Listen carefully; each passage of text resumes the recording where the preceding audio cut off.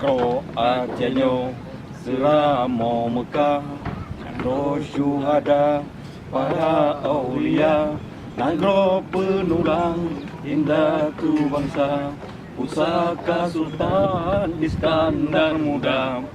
Jak hairakan dah bangun nangro, bangun Acehnya tak jaga marwah, pemuda sejarah adat tak satu, budaya berjero bergeta papa, jagar budaya benata hero, besampir lo situs sejarah. Adat bak pot merhum, hukum bak sia kuala, kanun bak putra pang, Emare sambak laksamana. Kanun bak putra pang, Emare sambak laksamana. Tibungon barat tak pesahara, pegong adat warisan bangsa, sejarah dan budaya beritar besampir lo, betata hero budaya luar. Adat ngon syariat pakaian gedanyo, Aceh berbujro tak jaga marwah. Jak hairakan tak bangun nangro, bangun Acehnya tak jaga marwah. Kubedo sejarah adat tak satu, budaya berjero bergota papa, jagar budaya benata hero besampir lo. Kro Acehnya selama Mekah, nangro syuhada para aulia, nangro penulang indah tu bangsa, pusaka Sultan Iskandar Muda. Jak hairakan dah bangun nangro, bangun Acehnya tak jaga marwah, pemuda sejarah adat tak satu, budaya berjero bergeta papa, jagar budaya benata hero, besampir lo situs sejarah. Adat bak pot merhum, hukum bak sia kuala, kanun bak putra pang, Emare sambak laksamana. Kanun bak putra pang, Emare sambak laksamana.